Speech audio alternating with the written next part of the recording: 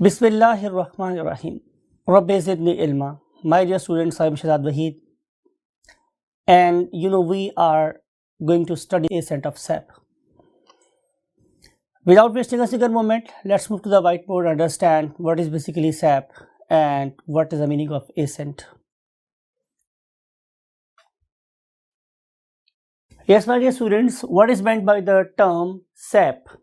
तो जो SAP है ये एक ही वर्ड है and what is basically the meaning of SAP. अगर आप लोगों को लेक्चर नंबर 2 याद हो और हम लोग बेसिकली उसी डायग्राम को दोबारा से यहाँ ड्रॉ करने वाले हैं, समथिंग लाइक इट, राइट. और यू नो कि ये थी हमारे पास root, this one is basically root, और इस रूट का सरफेस एरिया इंक्रीज करने के लिए nature has provided this particular plant with root hairs or mycorrhizal association, that is basically a fungus. So we can have root hair over here or we can have what mycorrhiza. Both of them are basically increasing surface area for the absorption of water and minerals. अब इस particular point से जो water and minerals हैं, they will first go into what? Of course, root hair. And then what were the forces? I just want to give a quick review कि वो forces मेरे पास क्या थी. लिख देते हैं यहाँ पे forces, और जो forces यहाँ पे operational थी उनमें से एक का नाम था diffusion, right? और एक का नाम था मेरे पास क्या? osmosis. एक का नाम था facilitated diffusion, राइट. और आखिरी चीज का नाम मेरे पास क्या था? Active transport. तो ये वो वाली चार फोर्सेस हैं, ये वो वाली स्टूडेंट्स चार फोर्सेस हैं कि जो हमारे इस पर्टिकुलर लेवल पे ऑपरेशनल थी और उन्होंने वाटर और मिनरल्स को रूट हेयर में या माइकोराइजल राइजोइड्स में एंटर कर दिया, राइट. अब उसके बाद इस पर्टिकुलर ऑर्गेनिज्म के अंदर जो वाटर की डायरेक्शन है, मैंने आपसे बोली थी कि it is always towards the centre of the root. ये हमेशा रूट की तरफ मूव करेगा. और हम लोगों ने फिर बाद में इसकी रीजन भी स्टडी की थी कि आखिर जो वाटर की जो डायरेक्शन है, why it is always towards the centre of the plant और टुवर्ड्स द स्टेम और towards the centre of the root. तो हमने इस ये किया था कि बेसिकली वाटर यहाँ से कंज्यूम हो रहा है, राइट, इस लेवल से स्टेम में जा रहा है. तो इस लेवल की डेफिशिएंसी ये लेवल पूरी करेगा, इस लेवल की डेफिशिएंसी ये वाला लेवल पूरी करेगा, एंड सो ऑन, राइट. तो चूंकि पानी हमेशा ऊपर कंज्यूम हो रहा है तो यहाँ पे हमेशा डेफिशिएंसी रहेगी, तो वाटर और मिनरल्स हमेशा मूव करेंगे टुवर्ड्स द रूट. ये एक बेसिक प्रिंसिपल था.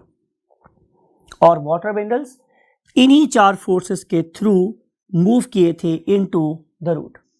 और अगर आप लोगों को याद हो तो हमने रूट की एक क्रॉस सेक्शन ड्रॉ की थी, राइट. और क्रॉस सेक्शन में आप लोगों को याद है कि हमने आप लोगों के लिए 4-5 इंपॉर्टेंट नाम लिखे थे. आइए उनकी लिस्ट बनाते हैं.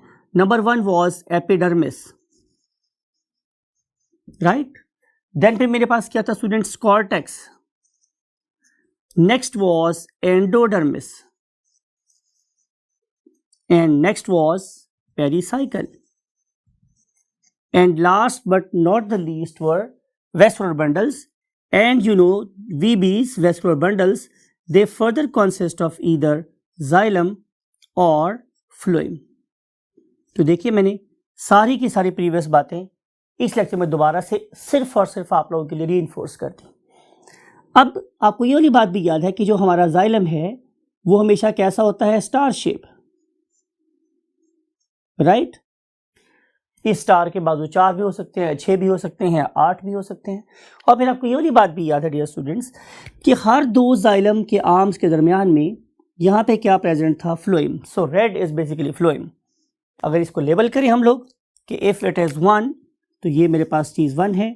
ये वाला सारा zone cortex means number 2, then it is number 3, then it is number 4, then it is number 5, then it is number 6. तो यही 6 चीज़ें बेसिकली हमारे रूट्स में पाई जाती.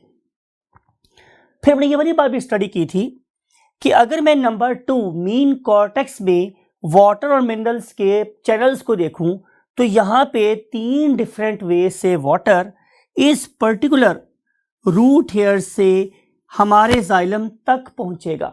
और वो वाली 3 फोर्सेस कौन सी थी उसको भी दोबारा से रिकैप कर रहा हूं आप लोगों के लिए, जस्ट के एक पिक्चर, एक होल पिक्चर आप लोगों के माइंड में बनी रहे। नंबर 1 वॉज एपोप्लास्टिक पाथवे, और आपको याद है कि एपोप्लास्टिक पाथवे के लिए हम लोगों ने जो टर्म यूज की थी वो क्या था, एपो का मतलब है बाहर बाहर या ऊपर ऊपर, और इसका दूसरा मीनिंग क्या था, नॉन लिविंग, राइट। कि इस वाले केस में प्लांट का non living part mean intercellular spaces, और नंबर 2 क्या थी, और ये उर्दू वाला और है, और क्या थी मेरे पास, सेल वॉल्स।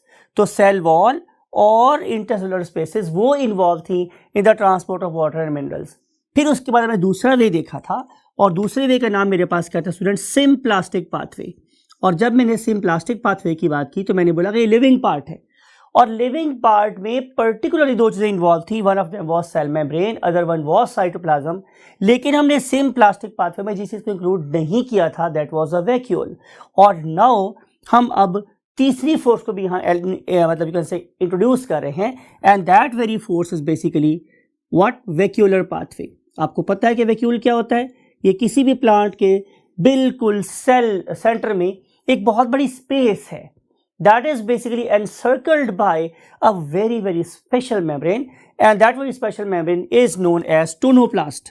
और आपको याद है कि टोनोप्लास्ट के बारे में मैंने आपको ये बात बताई थी कि tonoplast is very unique membrane, it is very rich in pumps, very rich in pumps, it can fetch, it can absorb water and mineral what from the cytoplasm into the vacuole, making the inner environment of the what vacuole more what concentrated। ये आपको याद है मैंने word use किया था मोर concentrated के लिए, क्या, हाइपरटोनिक, राइट। हाइपरटोनिक, या मैं ये कह रहा हूं कि एक ऐसा एनवायरमेंट क्रिएट हो जाता है where water potential is very low. इन सारी चीजों का मतलब ये है कि now there is a very steeper gradient for the water. अब यहाँ पे बहुत ज्यादा स्टीपर ग्रेडियंट हो गया, अब जहां सॉल्ट जाएंगे पानी भी उसके पीछे पीछे जाएगा। Even it is true for the human body, right. जहां जहां सॉल्ट होगा उसके पीछे पीछे कौन फॉलो करेगा, वाटर। आपको मेरी बात समझ आ रही है। सो पे बात ये करा था कि जब इस पर्टिकुलर टोनोप्लास्ट के अंदर का एनवायरनमेंट क्या हो जाएगा, हाइपरटोनिक, तो वाटर फॉलो करेगा, और अब इस पर्टिकुलर वैक्यूल में भी पानी भर जाएगा। तो अब इस पर्टिकुलर वैक्यूल में से पानी कब निकलेगा, जब डेफिनेटली सराउंडिंग वाले साइटोप्लाज्म की कॉन्सेंट्रेशन डिस्टर्ब हो रही होगी।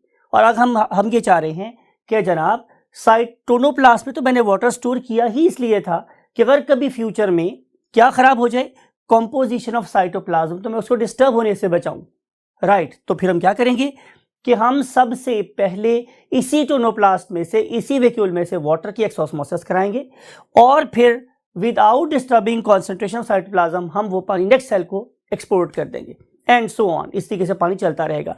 अगर आप लोग कहें तो आप लोगों के लिए एक डायग्राम भी यहाँ पे बनाई जा सकती है to describe what the vacuolar pathway. Look at this, ये मेरे पास एक प्लांट सेल है, राइट, और ये मेरे पास एक दूसरा प्लांट सेल है, ये मेरे पास एक तीसरा प्लांट सेल है। ये कहीं भी हो सकता है, स्टेम में, रूट में, लीफ में, मिडरिप में, एनीवेयर। इन पर्टिकुलर सेल्स में क्या प्रेजेंट है, जाहिर है vacuole number 1 for example, this is vacuole number 2 and this is vacuole number 3, right. This particular membrane is known as what, tonoplast. इसका नाम है टोनोप्लास्ट। मैंने आपसे ये बोला है कि इस टोनोप्लास्ट की जो स्ट्रक्चर है it is very unique, it is very rich in pumps. इसके ऊपर पंप्स लगे हुए हैं बहुत सारे, और ये पंप्स कौन से हैं, आपको मैंने जिक्र किया था कि ये यूनिपोर्ट हो सकते हैं, ये सिम पोर्ट हो सकते हैं, ये एंटी पोर्ट हो सकते हैं, but the chief objective is to import ions. इसके अंदर आयंस जब भर जाएंगे से कि अब यहाँ पे सोडियम की कॉन्सेंट्रेशन, पोटासियम की कॉन्सेंट्रेशन, कैल्शियम की कॉन्सेंट्रेशन एट्सेट्रा बहुत ज़्यादा हो गई, तो फिर मैंने क्या बोला कि इसको फॉलो करेगा वाटर इसके अंदर आ जाए। Definitely, if water is coming from the cytoplasm, so cytoplasm will maintain its concentration by absorbing water from the surroundings. ये कब हो रहा है, जब मेरे पास plentiful water और minerals present है। हम एक नेक्स्ट कंडीशन में जा रहे हैं कि जब नीचे से फॉर एग्जांपल हमें सफिशिएंट अमाउंट में मिनरल्स और वाटर नहीं एब्जॉर्ब हो रहे, स्टिल ऊपर डिमांड है, तो क्या होगा, हम इस पर्टिकुलर सैप को जो बेसिकली वैक्यूल के अंदर था, हम इसको पहले इस पर्टिकुलर सेल के साइटोप्लाज्म में, फिर हम इसके साइटोप्लाज्म में, और फिर इस पर्टिकुलर वैक्यूल में ऐड करेंगे। राइट, आपने देखा 3 स्टेप में मूवमेंट हुई। सिमिलरली अगर मैं इसी पर्टिकुलर वैक्यूल के अंदर प्रेजेंट चीज़ों को ऊपर वाले सेल में भेजना चाहता हूं, तो फिर 3 स्टेप होंगे कि मैं इसको पहले साइटोप्लाज्म में डालूंगा, फिर इस साइटोप्लाज्म से इस साइटोप्लाज्म में, और फिर इसके वैक्यूल में डालूंगा। अब यहाँ पे जो मूवमेंट ऑफ सब्सटेंसेस हो रही है उसमें वैक्यूल इन्वॉल्व हैं, from vacuole of the one cell to the next cell. Therefore मैं इसे क्या बोल रहा हूँ, वैक्यूलर पाथवे। राइट, तो इस पाथवे से भी वाटर मूव करता है। हम बात ये कर रहे थे कि हमारे रूट हेयर से हमारे साइटोप्लाज्म, जाइलम तक सैप पहुंचने के कितने तरीके हैं। तो मैंने क्या बोला, number 1 is apoplastic pathway, never involve any living structure. Then symplastic pathway, it involves the cytoplasm, right, and never involve what, vacuole. But in the third part we are going to utilize vacuole as well. तो हम इसे क्या बोलेंगे, vacuolar pathway, और इसमें जो important चीज़ है वो कहती है tonoblast, right.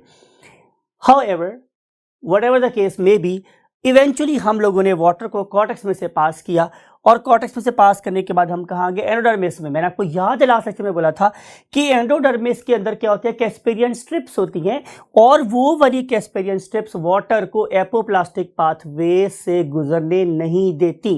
अब क्या बच जाते हैं, जाहिर है सिर्फ और सिर्फ ये वाले 2 वेज। याद रखिए मेरी बात स्टूडेंट्स, मैं बार बार आप लोगों के लिए क्यों रीइंफोर्स कर रहा हूँ, ताकि आपके दिल में उतर जाए मेरी बात। राइट, ये जो मेरे पास 2 वेज हैं, ये वाले, ये कहाँ ऑपरेशनल है, एंडोडर्मिस में। एपोप्लास्टिक पाथवे एंडोडर्मिस में अप्लाई नहीं होता, इट इज इंपॉर्टेंट। एंडोडर्मिस में एपोप्लास्टिक पाथवे इस्तेमाल नहीं होता। तो फिर क्या इस्तेमाल होता है, जाहिर है सिम्प्लास्टिक या वैक्यूलर पाथवे। अब इस बैरियर को क्रॉस करने के बाद अब हम इवेंचुअली कहाँ आ गए हैं, जाइलम में। राइट, अब जाइलम से, ये जाइलम किसका है, डेफिनेटली इस पर्टिकुलर रूट का, इस पर्टिकुलर रूट का, इस पर्टिकुलर रूट का, या इस पर्टिकुलर स्टेम का। क्या पानी रूट में इकट्ठा होने के बाद यहीं खड़ा रहता है, तो answer is no, it always move in upward direction, ये ऊपर की तरफ मूव करना शुरू कर देता है। इस वाटर का upward journey from the root to the stem, through the branches, through the midrib, through the veins, out of the leaf is basically called as ascent of sap। और यही हमारा आज का टॉपिक है। राइट, कि किस तरीके से पानी जमीन की अथाह गहराइयों से एब्जॉर्ब होने के बाद लीफ की सरफेस में से लॉस हो जाता है, और क्यों होता है ये बाद में डिस्कस करेंगे। ये है बात हमारा आज का टॉपिक। अब ये जो मेरा टॉपिक है एसेंट ऑफ सैप, ये स्टार्ट कहाँ से होगा, जाहिर है रूट से। राइट, इस पर्टिकुलर वाटर की जो अपवर्ड मूवमेंट है, सबसे पहली बात है क्या ये हो भी रही है नहीं, या हमने सिर्फ किस्से कहानियां बनाए हुए। तो इसका आंसर ये है कि अब एक बहुत ही सिंपल से एक्सपेरिमेंट से इस बात को प्रूफ कर सकते हैं कि एसेंट ऑफ सैप होती है। वो क्या है, बड़ी सिंपल सी बात है। आप एक यंग जुवेनाइल में छोटा सा एक पौधा लें, उस पौधे के बाहर आप गोडी करें। गोडी करने से मुराद क्या होता है कि आप जमीन को सॉफ्ट कर लें। राइट, सॉफ्ट करने के बाद आप उसको ढेर सारा पानी दें। राइट, हमारी ख्वाहिश क्या है ये सारा काम करने की, कि मैं इस पर्टिकुलर पौधे को जड़ों और अगर पॉसिबल हो तो रूट हेयर के समेत, थोड़े थोड़े रूट हेयर के समेत बाहर निकाल सकता हूँ। It is my very first wish. इसके मैंने क्या किया, मैंने प्लांट के बाहर की ज़मीन को काफ़ी सॉफ्ट किया, उसको मैंने प्लेंटीफुल वाटर दिया, फिर आहिस्ता आहिस्ता आहिस्ता उसको मैंने ऊपर खींच लिया। Now you have what, remove the plant from the soil having perhaps the roots. अब हम क्या करेंगे कि हम इस पर्टिकुलर प्लांट को, let's move to the next column, कि ये मेरे पास वो प्लांट था, ठीक है, और उस पर्टिकुलर प्लांट को मैंने अब एक बीकर में प्लेस कर दिया है, और इस पर्टिकुलर बीकर के अंदर मैंने क्या किया, इस पर्टिकुलर बीकर के अंदर मैंने ऐड किया वाटर, और उसमें मैंने ऐड कर दी एक बायोलॉजिकल डाई। जब मैं वर्ड यूज करता हूं बायोलॉजिकल डाई, तो उससे मुराद मेरे पास ये है कि कोई ऐसा रंग है जो इस पर्टिकुलर प्लांट की मेटाबॉलिक एक्टिविटीज को अफेक्ट नहीं कर रहा, ओ भाई ये वो वाला रंग नहीं है जो दुपट्टे रंगने के काम आता है, it is not that colour, that is non biological. हमने यहाँ पे जो कलर यूज करना है वो इस पर्टिकुलर प्लांट के एंजाइम सिस्टम के लिए बिल्कुल फ्रेंडली है, हार्मफुल नहीं है। उसकी बेस्ट एग्जांपल हमारे पास क्या हो सकती है, ईओसिन स्टेन, राइट। तो मैंने यहाँ पे एक बायोलॉजिकल डाई ऐड कर दी और उस बायोलॉजिकल डाई का नाम क्या है, ईओसिन स्टेन, राइट। जब आप ईओसिन स्टेन इसमें डालेंगे तो इसका कलर पिंकिश पिंकिश हो जाएगा। Allow this particular plant to stay over here, stay over here for almost 30 minutes और so रख दें यहाँ पे। तो आप देखेंगे कि ये जो कलर है ये इवेंचुअली उसकी किसमें वेन्स तक आपको नजर आ जाएगा। पहले आपको स्टेम में चढ़ता हुआ नजर आएगा, फिर जाहिर है वो उसकी मिडरिब में से गुजरेगा और अल्टीमेटली यू नो कि हमारी लीव्स में क्या होती है, वेन्स। तो ये उन वेन्स में से गुजरता हुआ हम लोगों को नजर आएगा। जब ये यहाँ तक पहुँच जाए तो अब हमारा काम बहुत आसान हो गया। वो क्या है कि हम इस पर्टिकुलर वाटर के चैनल को, रास्ते को, पाथ को ट्रेस कर सकते हैं कि ये वाला पानी आखिरकार कहाँ से गुजरा है। और उस पर्पज़ के लिए हम लोग बना सकते हैं इस पर्टिकुलर लीफ के सेक्शंस।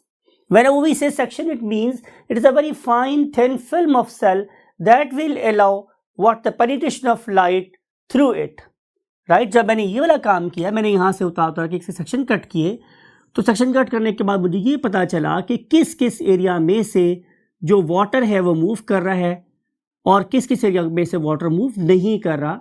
तो जिस एरिया में से वाटर पास हो रहा था that was very well defined. उनमें से एक ये वाला इनर एरिया था, right, this one, and it was basically xylem. और अगर मैंने ये सेक्शन काटा कहाँ से, रूट से, तो रूट में से आप लोगों को मैंने अभी डिस्क्राइब किया है कि यहाँ पे एक स्टार शेप स्ट्रक्चर होता है and that very star shape structure is basically xylem. तो इट वाज स्टेन्ड। तो मुझे पता चल गया कि प्लांट की रूट में से और प्लांट के स्टेम में से आखिर पानी किस किस रास्ते में से होके गुजरता है। लेकिन बाहर हमने ये प्रूव कर दिया through the use of biological dye, eosin और मिथाइलिन ब्लू और fast green, you can use any stain, कि पानी कौन कौन से चैनल से, कौन कौन से रास्ते से गुजर के आखिरकार हमारी लीव्स तक पहुंचता है। तो हमने प्रूफ तो बहाल कर दिया कि वाटर डेफिनेटली मूव कर सकता है किससे, इस प्लांट बॉडी की जड़ से, इस प्लांट बॉडी के स्टेम से, इस प्लांट बॉडी की शाख से, फिर इस प्लांट बॉडी के मिडरिब से और वेन्स में से। So it was a basically channel. अब हमें देखना ये है कि इस पर्टिकुलर वाटर को मूव करवाने के लिए हमने कौन कौन से यू कैन से नज़रियात का, थ्योरीज का सहारा लिया है। तो उसमें जो सबसे जो पहला व्यू था उसे बोलते हैं theory, vital theory view, right. उस पर्टिकुलर जो थ्योरी है वाइटल थ्योरी, उसके बारे में हमारा जो कॉन्सेप्ट है वो ये था पुराने लोगों का कि चूंकि प्लांट एक लिविंग सेल है तो डेफिनेटली कोई ना कोई सेल लिविंग जरूर होगा, कोई ना कोई वाइटल फोर्स जरूर प्रेजेंट होगी कि जो क्या कर रही है स्टूडेंट्स, इस पर्टिकुलर वाटर को नीचे से धकेल रही है, ऊपर से खींचवा रही है। तो इस तरीके से वाटर जो है वो मूव कर रहा है। लेकिन फिर एक scientist, he was basically a histologist. You know what is meant by histology, study of the tissues is called as histology. उसने क्या किया, उसने इस पर्टिकुलर प्लांट के सेक्शंस को जरा गौर से देखा। जरा गौर से देखा तो पता चला कि भाई जितने सेल मेरे एपिडर्मिस के हैं, जितने सेल मेरे कॉर्टेक्स के हैं, एंडोडर्मिस के हैं या अदर फॉर्म ऑफ सेल्स मेरी प्लांट बॉडी में प्रेजेंट हैं, मोस्ट ऑफ देम हैव और हैज व्हाट, साइटोप्लाज्म। लेकिन जब उसने गौर किया उन पर्टिकुलर सेल्स को कि जिनके अंदर से पानी गुजर रहा था, तो वो तो अंदर से हॉलो थे, राइट। जिसका मतलब यह है कि they don't have any cytoplasm, they don't have any what vacuole, they don't have any cell membrane. जब किसी सेल के पास सेल मेम्ब्रेन भी नहीं है, साइटोप्लाज्म भी नहीं है, वैक्यूल भी प्रेजेंट नहीं है, तो how we can say it is living. तो हमें ये बात पता चली कि जिस पर्टिकुलर रास्ते से चल के पानी जमीन की अथाह गहराइयों से लीव्स की बुलंदियों तक पहुंचता है, उसमें तो लाइफ है ही नहीं। तो ये जो हमारी थ्योरी थी कि इस पर्टिकुलर मूवमेंट के पीछे कोई वाइटल फोर्स इन्वॉल्व है, वो ऑल टुगेदर क्या हो गई, रिजेक्ट हो। सो हिस्टोलॉजिकली जो जाइलम है it is basically originated from the word xylol, और जाइलोल का मतलब होता है डेड वुड। तो इससे हमें ये पता चल गया कि जनाब इस पर्टिकुलर मूवमेंट के लिए किसी भी तौर से लिविंग फोर्स की जरूरत नहीं। फिर उसके बाद हमारे पास एक और थ्योरी प्रपोज की गई और उस थ्योरी का नाम था theory of root pressure. Theory of root pressure, right. इसको अंडरस्टैंड करते हैं, कोई मुश्किल सी बात नहीं है। फर्ज कर लेते हैं कि ये मेरे पास एक प्लांट है, ठीक है, और ये उसका वो वाला पार्ट है that is lying beneath the soil. फर्ज कर लेते हैं और हम अपनी सहूलत के लिए इसको हम बना लेते हैं क्या, सिंपल सी रूट, और सारा अटैच कर लेते हैं रूट हेयर्स। होगा मेरे पास क्या स्टूडेंट्स कि ये हर एक रूट हेयर, अगर आपको चैप्टर लेक्चर नंबर 2 मेरा याद हो तो मैंने आपको बोला था कि every root here is basically acting as a small pump, एक छोटे से पंप की तरह से काम कर रहा है कि that is absorbing water and minerals from the soil and then pushing it towards the से प्राइमरी रूट। आपको पता है टैप रूट सिस्टम में हमारे पास क्या थे, primary root, secondary root, tertiary root, तो मैंने सिर्फ प्राइमरी रूट ड्रॉ कर दी। तो ये बेसिकली उस रेजर्वायर में मैंने आपको वो बादशाही मस्जिद के पौंग एग्जांपल भी दी थी कि आपने बादशाही मस्जिद के जो तालाब है उसको भरना है, तो उसके दो वे हो सकते हैं। एक तो ये कि आप कोई बहुत बड़ा पंप लगा दें उसके अंदर, या फिर छोटे छोटे बहुत सारे पाइप लगा दें। तो नेचर बेसिकली दूसरे प्रिंसिपल को यूज कर रही है कि बहुत छोटे छोटे माइक्रोस्कोपिक पंप्स है कि जो वाटर को और मिनरल्स को, मीन सैप को इंजेक्ट कर रही हैं towards the centre of the plant और at the base of the plant. आप यूज समझ लें। अब बात यह है कि इस पर्टिकुलर सॉल्यूट को जब हम इस पर्टिकुलर रूट के इस पर्टिकुलर चेंबर में भेजेंगे, जिसको मैंने अब डेलिबरेटली रेड से ड्रॉ कर दिया है और इसको मैंने नाम क्या दिया है, जाइलम। जाइलम। तो इसको जाइलम में अपलोड करने वाली कौन कौन सी फोर्सेस हैं? भाई इन्होंने तो पानी यहां तक भेज दिया, यहां से पानी को अब्जॉर्ब किया, एपिडर्मिस से गुजारा, कॉर्टेक्स में से गुजारा, एंडोडर्मिस में गुजारा, ठीक है, और फिर कहां से गुजारा, पेरिसाइकिल में से भी गुजार दिया और पहुंचा दिया किसके पास, जाइलम के पास। अब जाइलम के अंदर चीज कैसे अपलोड हो रही है, तो उसका हमारे पास आंसर ये है कि हमारे इस पर्टिकुलर जाइलम की विसिनिटी में, हमसायगी में बहुत से क्या है, लिविंग सेल्स, राइट। जाइलम के नेबर्स, जाइलम के जो नेबरिंग सेल है दे आर लिविंग, और ये जो लिविंग सेल हैं बेसिकली दे आर पोरिंग, डाल रहे हैं बहुत तेजी से, किसको, सॉल्यूट्स को, किसमें, इन जाइलम वेसल्स। और आपको पता है कि जाइलम में हमारे पास दो चीजें हो सकती हैं, रादर तीन चीजें हो सकती हैं। One of them is parenchymatous cell, other one are vessels and last are tracheids.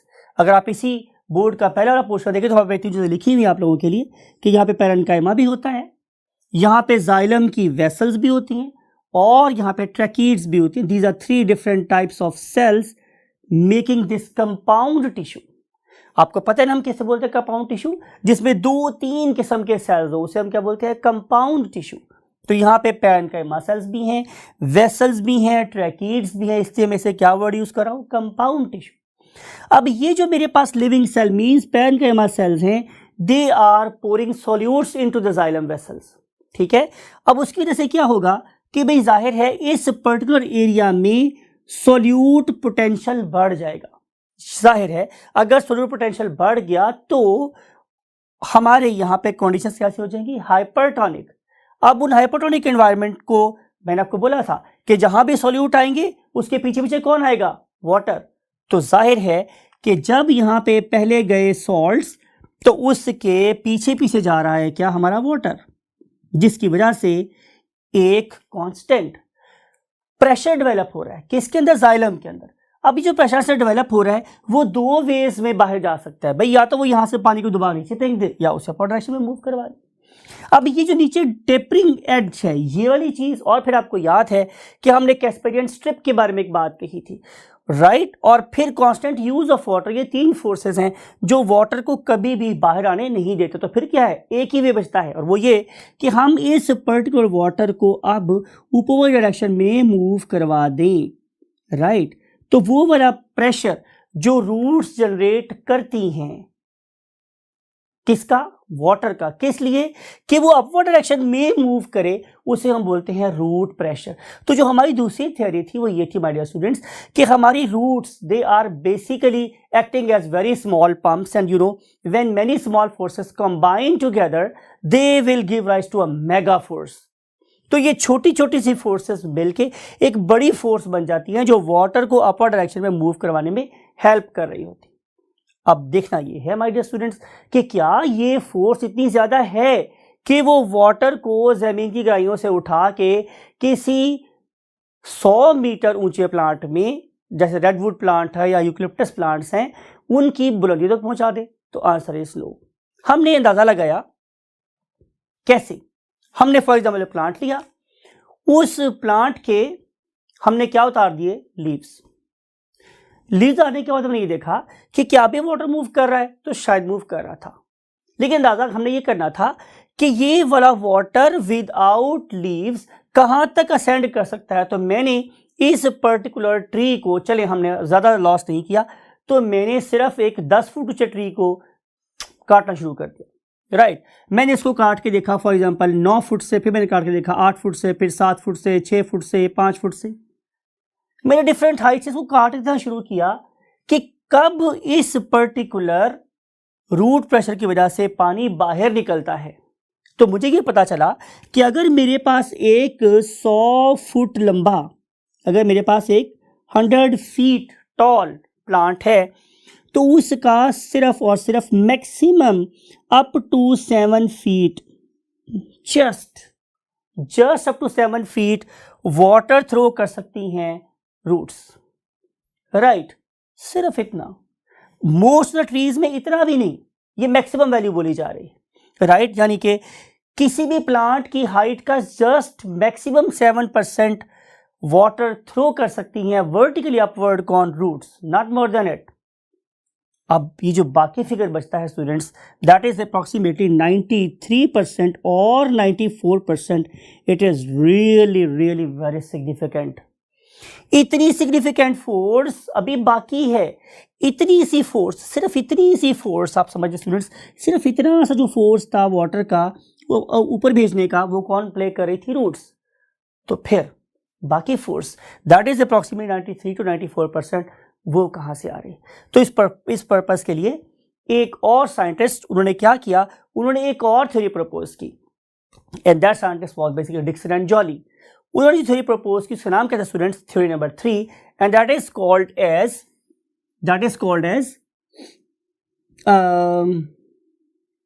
Cohesion tension theory, cohesion tension theory, और it is also called as transpiration pull theory.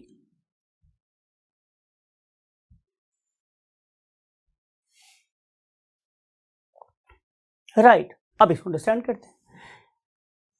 उस पर्टिकुलर साइंटिस्ट के view में, अगर हमने जमीन की सतह के नीचे या जमीन की सतह के करीब पाए जाने वाली सारी फोर्सेस को एवेल्युएट कर लिया, और तो वो फोर्स सिर्फ कितनी बन रही थी, maximum up to 7%, maximum up to 7%।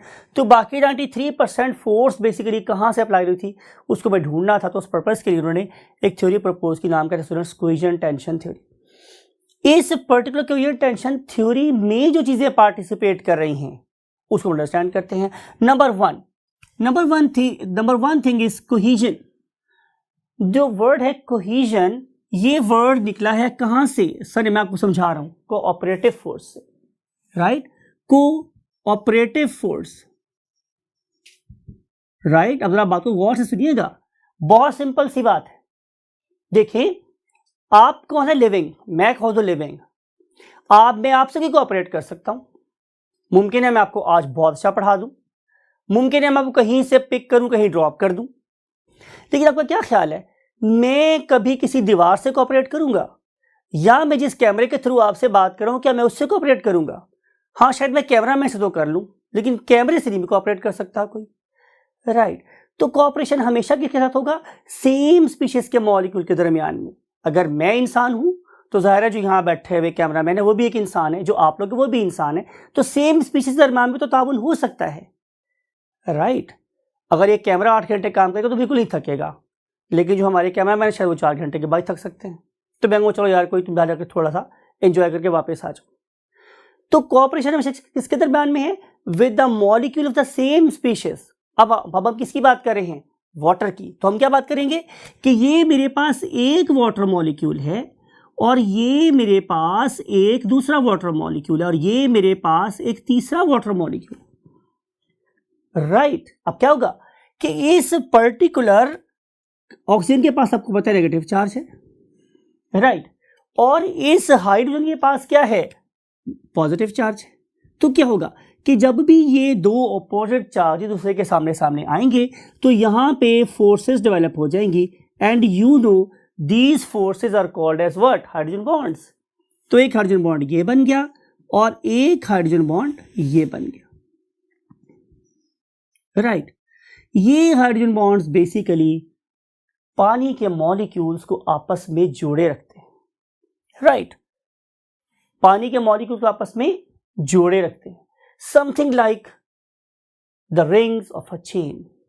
आपको पता है ना, अगर आप कहीं जंजीर को देखें तो जंजीर छोटे छोटे इस तरह के सर्कल्स के आपस में ओवरलैप होने से बनी होती है। आपके जो गले में नेकलेस है फॉर एग्जांपल, उसकी आप चेन की बात कर लें, या आप कुएं में से पानी निकालने वाली जंजीर की बात कर लें, या जिस जंजीर से जानवर को बांधा जाता है वो जंजीर की बात कर लें, जिस जंजीर से हम चीजों को खींचते हैं किसी जंजीर की बात कर लें, वो बेसिकली छोटे छोटे सर्कल्स के आपस में जुड़े होने से बनी होती है। And that very chain is resembling with the chain of water molecule. You can perceive, आप इमेजिन कर सकते हैं कि ये एक वाटर का मॉलिक्यूल है, ये दूसरा वाटर का मॉलिक्यूल है, ये तीसरा वाटर का मॉलिक्यूल है, चौथा वाटर का मॉलिक्यूल है। तो ये वाटर के मॉलिक्यूल से के साथ साथ अटैच है, राइट, ये टूट नहीं सकते। अब इस पर्टिकुलर एक्टिविटी के रिजल्ट में वाटर के मॉलिक्यूल क्या बना लेते हैं? एक कॉन्टिन्यूस वाटर कॉलम। एक मैंने वर्ड का यूज किया स्टूडेंट्स, एक कॉन्टिन्यूस, और अगर मैं कॉन्टिन्यूस की जगह पे एक और वर्ड यूज करूं, अनब्रोकन, अनब्रोकन, ना टूटने वाला या ना टूटा हुआ, क्या कॉलम? Water column, right. अब ये जो कॉन्टिन्यूस अनब्रोकन वाटर कॉलम है ये कहां तक चढ़ सकता है, या क्या ये अकेला राइज कर सकता है? तो आंसर इज नो। पानी अकेला कभी खुद बुलंद नहीं हो सकता। हाँ, अगर मैं इस पर्टिकुलर वाटर को एक वेटिंग सरफेस दे दूं, एक वेटिंग सरफेस का मतलब है जिसके ऊपर वाटर क्लाइंब कर सकता हो, वाटर उसके साथ फोर्स ऑफ अट्रैक्शन रखता हो, तो फिर क्या पॉसिबल हो सकता है कि ये वाटर साथ चढ़ना शुरू कर दे। इसकी एग्जाम्पल लेते हैं। Look at this my dear students, हम लोगों ने क्या किया? हम लोगों ने एक ली स्लाइड, राइट, उस पे लिया हम लोगों ने एक water drop, something like it is a drop of water.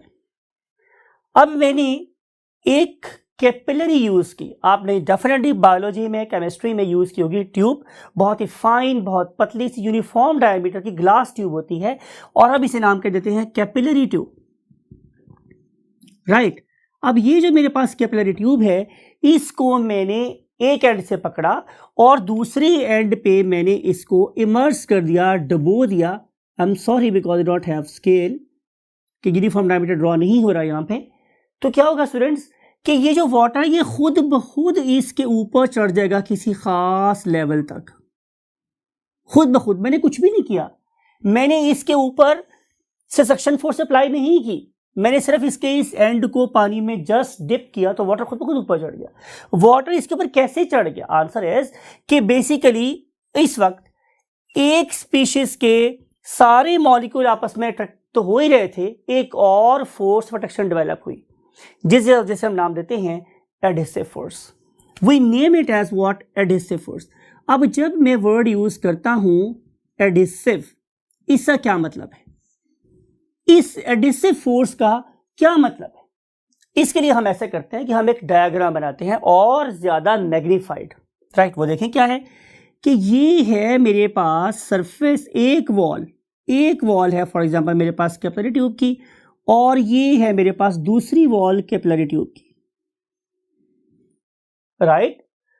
वो वाले मॉलिक्यूल जो इसकी सरफेस बना रहे हैं, मीन ग्लास के molecule, they are offering footsteps to the water molecules, right. यहां पे जो वाटर मॉलिक्यूल्स है वो किसके हैं? वाटर के। Now these water molecule they can cling with the wall of the tube, जिसकी वजह से आपको याद है हमने एक टर्म केमिस्ट्री में पढ़े होंगे, मेनिस्कस बन जाता है। कौन सा meniscus? Concave meniscus. This concave meniscus forms due to clinging force of the molecules of water with the molecules of the walls of the capillary tube or glass tube or pipette or beaker, anything. ये जो meniscus आपके पास बन रहा होता है कौन सा? Concave. ये रिफ्लेक्ट कर रहा है कि इस पर्टिकुलर सरफेस को हम बोलेंगे wetting, because it will allow water molecules to climb with its wall and rise towards the top. ये वो वाली फोर्स जो इस पर्टिकुलर पॉइंट पे, इस पर्टिकुलर सर्कल, इस पर्टिकुलर ट्रायंगल के अंदर मैंने ड्रॉ की है, that particular force is basically called as what?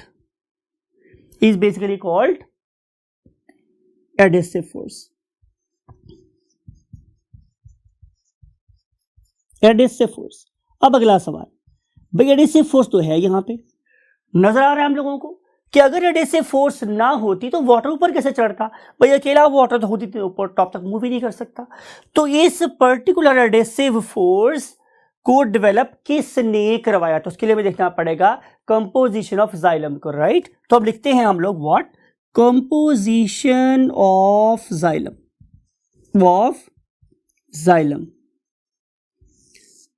Xylem में मेरे पास 3 डिफरेंट किस्म के मॉलिक्यूल होते हैं। एक को हम लोग नाम देते हैं सेलुलोज, एक को हम नाम देते हैं हेमी सेलुलोज, राइट। और तीसरी किस्म की चीज क्या होती है? लिग्निन। याद रखने वाली बात यह है माय डियर स्टूडेंट्स कि ये जो सेलुलोज और हेमी सेलुलोज हैं, ये तो आपको पता है कि ये क्या है? कार्बोहाइड्रेट्स।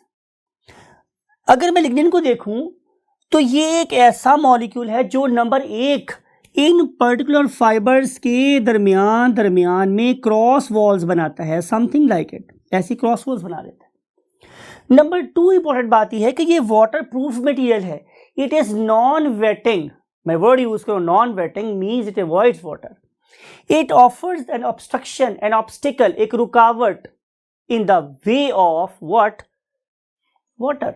लेकिन याद रखने वाली बात यह है कि ये वही रुकावट है जिसके ऊपर पांव रख के पानी ऊपर चढ़ सकता है। तो इस लिहाज से लिग्निन मेरे पास वो वाला मॉलिक्यूल है that is basically providing a footstep for the water और द साइट ऑफ एडिशन। अगर एडिसिव फोर्स डेवलप कहीं हो सकती है पानी के अंदर तो वो बेसिकली लिग्निन के मॉलिक्यूल की वजह से होती है, राइट। प्लस ये जो लिग्निन है ये इस पर्टिकुलर जाइलम को एक खास किस्म की क्या प्रोवाइड करती है? Tensile strength. इस पर्टिकुलर टेंसाइल स्ट्रेंथ की वजह से हमारा ये वाला बहुत ही fine capillary like microscopic tubule collapse होने से बच जाती।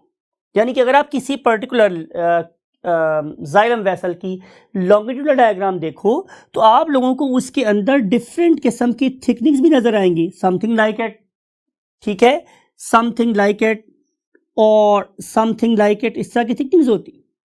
These particular thickenings are basically something like the cartilage pipe of your trachea, right. आपको पता है ना कि जो हमारी कार्टिलेज में ट्रेकिया थी वो मेरे ट्रेकिया को बंद होने से बचाती थी, कोलैप्स होने से बचाती थी। तो same is the case, nature ने वो ही आर्किटेक्चर यहां भी यूज किया हुआ है, राइट। और इस पर्टिकुलर थिकनेस की वजह से जो स्पाइरल हो सकती हैं, सर्कुलर हो सकती हैं, इम्पैटर्न्ड हो सकती हैं, इरेगुलर हो सकती हैं, इन पर्टिकुलर पाइप्स को कोलैप्स होने से बचाया, राइट। तो यहां पे 2 फोर्सेस ऑपरेट हो रही थी। एक का नाम क्या था? cohesive force, that is amongst the molecule of the same species, and adhesive force, that is the force of attraction between the molecules of different types.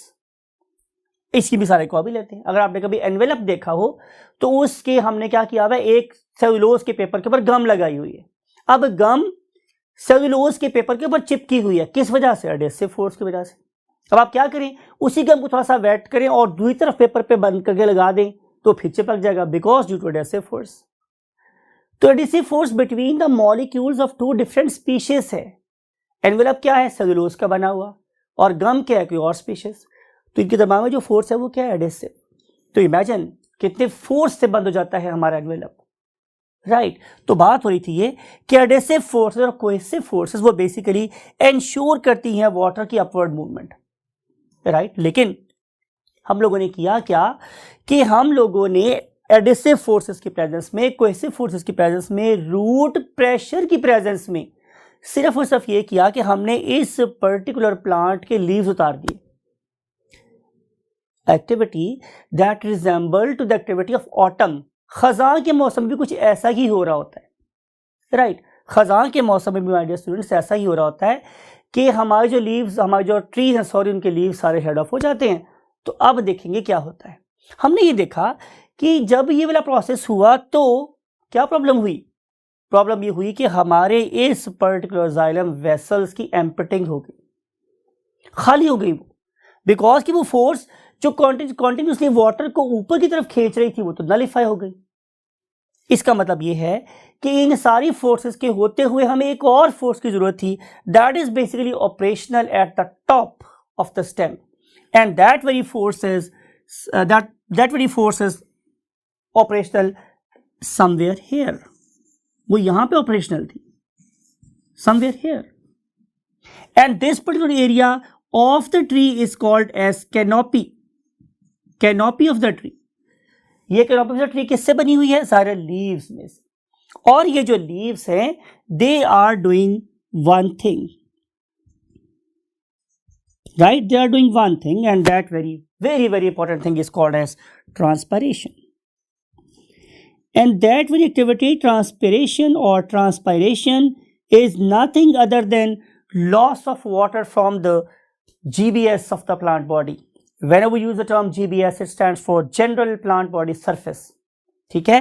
तो प्लांट की जनरल बॉडी के सरफेस से जो लॉस ऑफ वाटर हो रहा है that is called as basically transpiration. You know very well, पढ़े लिखे बच्चे आप लोग, कि हमारे लीव्स की दो साइड्स हैं, याद है ना. डी से डॉर्सल ऊपर वाली और वी से वाइट नीचे वाली, याद है ना, कुछ बताया था आप लोगों को. तो इस प्लांट लीफ की लोअर सरफेस के ऊपर, लोअर एपिडर्मिस में आप लोगों को याद होगा कि हमारे लीफ की लोअर एपिडर्मिस में बीन शेप सेल्स प्रेजेंट थे, राइट. Something like it. और ये जो मेरे पास बीन शेप सेल्स हैं they are called as guard cells, and they are integral part of lower epidermis. They are absent in upper epidermis, right. अब आपको ये वाली बात भी याद है कि हमारे इस पर्टिकुलर गार्ड सेल्स के अगर मैं अंदर मूव करूं तो आप लोगों को हमने बहुत दफ़ा बताया कि यहाँ पे लूजली पैक सेल्स थे, और इन लूजली पैक सेल्स को हम लोगों ने नाम क्या दिया था? Excellent spongy mesophyll cells, right. और ये जो मेरे पास स्पंजी बेसोफिल सेल्स है they have got what? Large air spaces. और इसके ऊपर जो सेल्स अरेंज थे वर्टिकल वे में, these were called as what? Palisade mesophyll. और इस पर्टिकुलर पैलिसेड मेसोफिल के ऊपर जाहिर है upper epidermis, and that upper epidermis was without any stomata. हो क्या रहा है माय डियर स्टूडेंट्स कि हमारे ये वाले पैलिसेड मेसोफिल सेल्स, चाहे वो अपर लेयर में थे या उससे नीचे वाली लेयर में थे, या फिर स्पंजी मेसोफिल सेल्स जो बिल्कुल नीचे वाली लेयर में थे, their surface is always kept moist. Reason हमने लास्ट चैप्टर डिस्कस की थी कि अगर ये मॉइस्ट नहीं होंगे तो एक्सचेंज जीरो हो जाएगा या बहुत कम हो जाएगा. तो इनकी सरफेस हमेशा क्या रहती है? Moist. It is a necessary evil. ये एक नेसेसरी ईवल है. हमने इस पर्टिकुलर सरफेस को हमेशा वाटर की एक फिल्म के साथ क्या रखना है? मॉइस्ट. जरूरी है, राइट. जब वाटर इस सरफेस पे आता है तो due to pressure and temperature वो इस सरफेस में से लॉस होना शुरू हो जाता है. लॉस होने के बाद it will first saturate the air chambers and then it will just come out through stomata. This loss of water from the surface of the mesophyll cells through the air chamber and then through the stomata is known as stomatal transpiration.